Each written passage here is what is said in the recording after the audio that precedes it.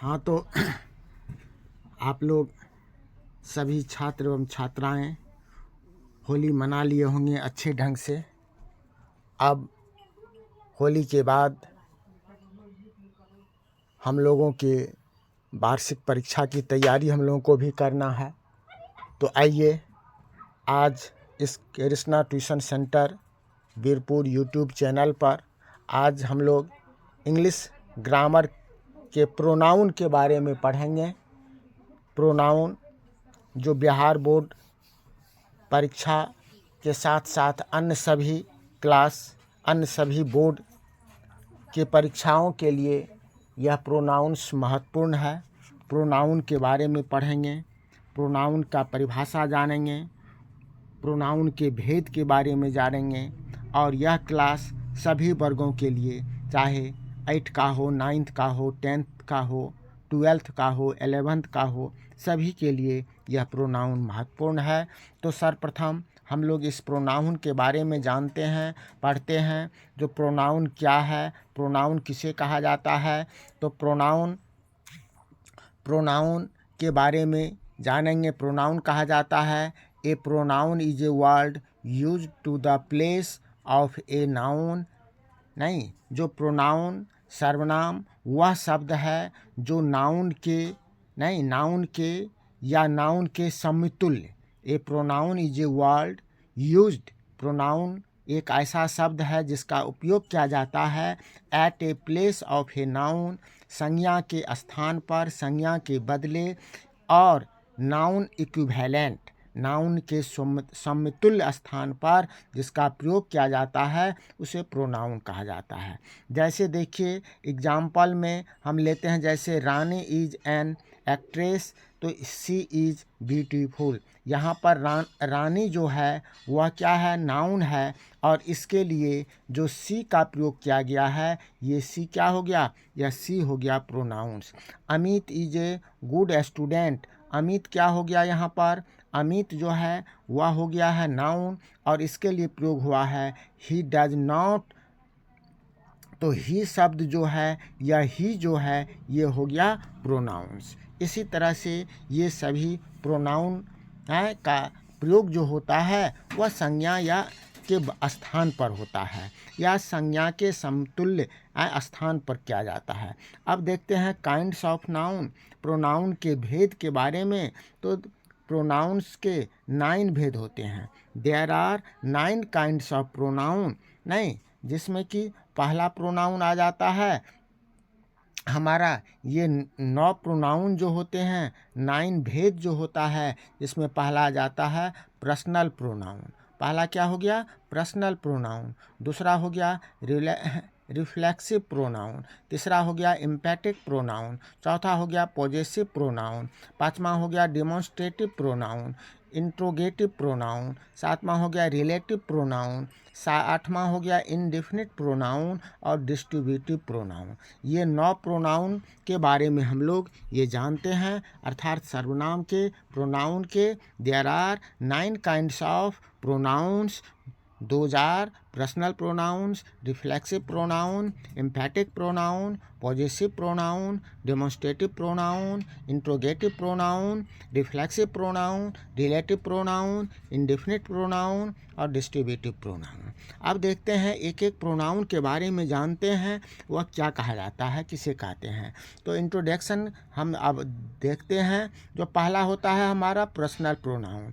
Personal pronoun is extend 3 persons. ये personal pronoun का प्रयोग 3 पर्सन के लिए होता है। जैसे कि हम लोग जानते हैं जो फर्स्ट पर्सन 3 प्रकार का होता है, फर्स्ट पर्सन, सेकंड पर्सन और थर्ड पर्सन। तो यही फर्स्ट पर्सन का प्रयोग जिस फर्स्ट पर्सन के अंतर्गत आई और वी आता है, सेकंड पर्सन के अंदर यू आता है, और थर्ड पर्सन में ही, सी, इट, दे, और जितने भी नेम्स हैं राम, मोहन, नहीं, चाहे वह एनिमल्स का नाम हो या व्यक्ति का नाम हो, जो भी चीज़ है सब जो है यह थर्ड पर्सन आता है। और यही तीन प्रोनाउन जो है, ये तीन प्रोनाउन जो है, ये तीन पर्सन जो है, फर्स्ट पर्सन, सेकंड पर्सन और थर्ड पर्सन, ये तीनों जो है वह पर्सनल प्रोनाउन के अंतर्गत आता है।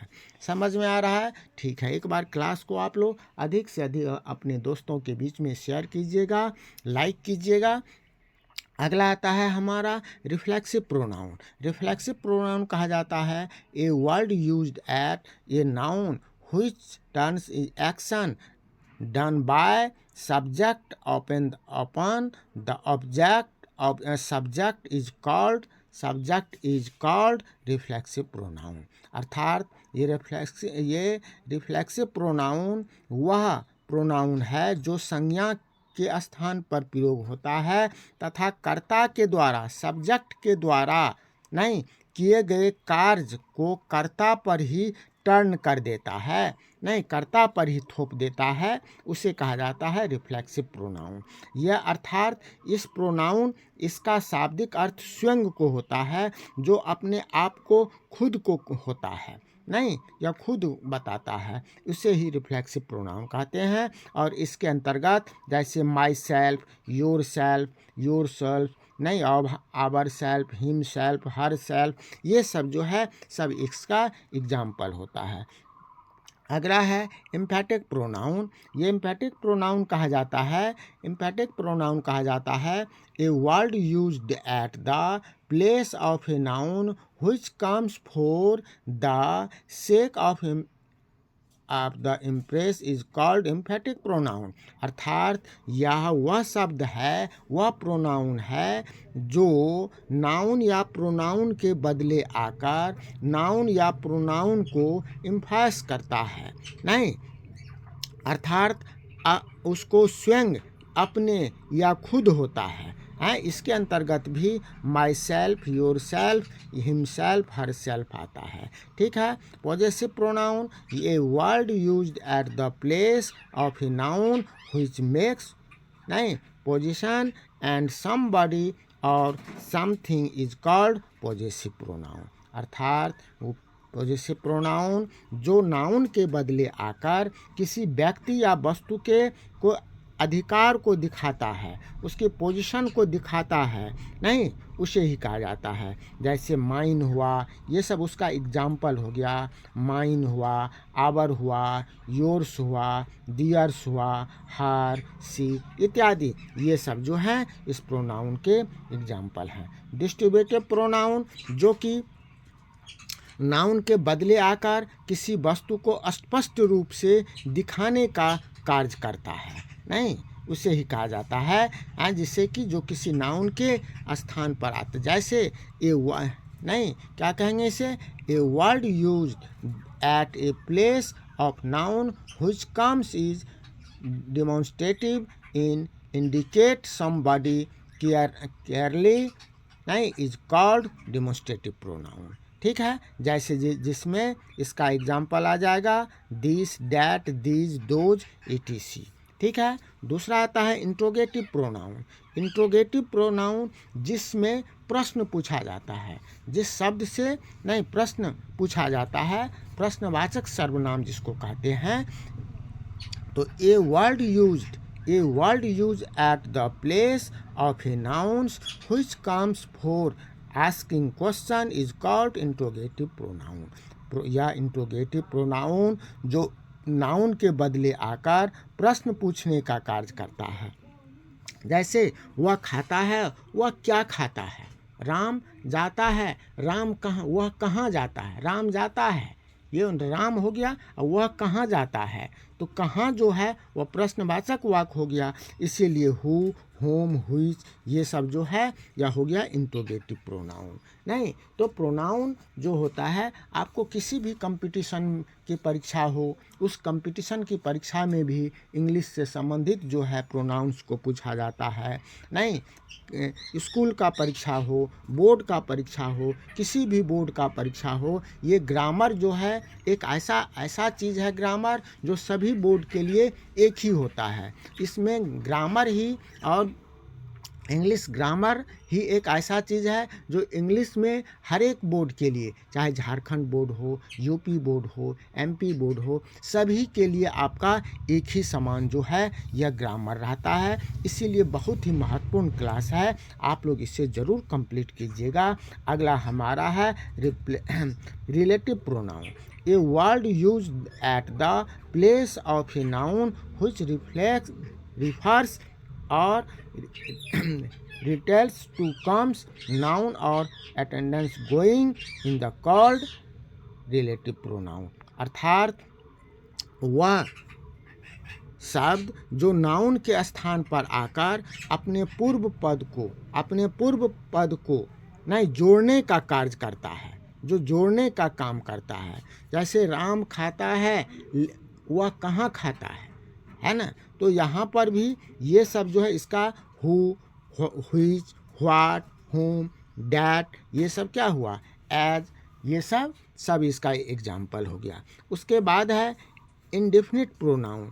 इंडेफिनिट प्रोनाउन कहा जाता है, इंडेफिनिट प्रोनाउन कहा जाता है a noun, a word used at the place of noun which refers to person or things in a general way is called indefinite pronoun। अर्थात जो शब्द नाउन के बदले आकर सामान्य रूप से व्यक्ति या वस्तु को सूचित करता है, इंडिकेट करता है, नहीं, उसी को वही शब्द जो है, इंडिकेट करने वाला जो शब्द है, बताने वाला जो शब्द है, सूचित करने वाला जो शब्द है, संकेत देने वाला जो शब्द वाक्य में रहेगा, वह वाक्य, वह शब्द जो है इंडेफिनिट प्रोनाउंस कहा जाता है। जैसे इसके अंतर्गत some, all, few, many, any, one, other, anybody, somebody इत्यादि, ये जितना भी वर्ड्स है, ये शब्द जो है, यह सब कौन हो गया, किसका उदाहरण हो गया, इंडेफिनिट प्रोनाउंस का। आ रहा समझ में, बहुत अच्छा। चलिए अब अगला देखते हैं हम डिस्ट्रीब्यूटिव प्रोनाउन।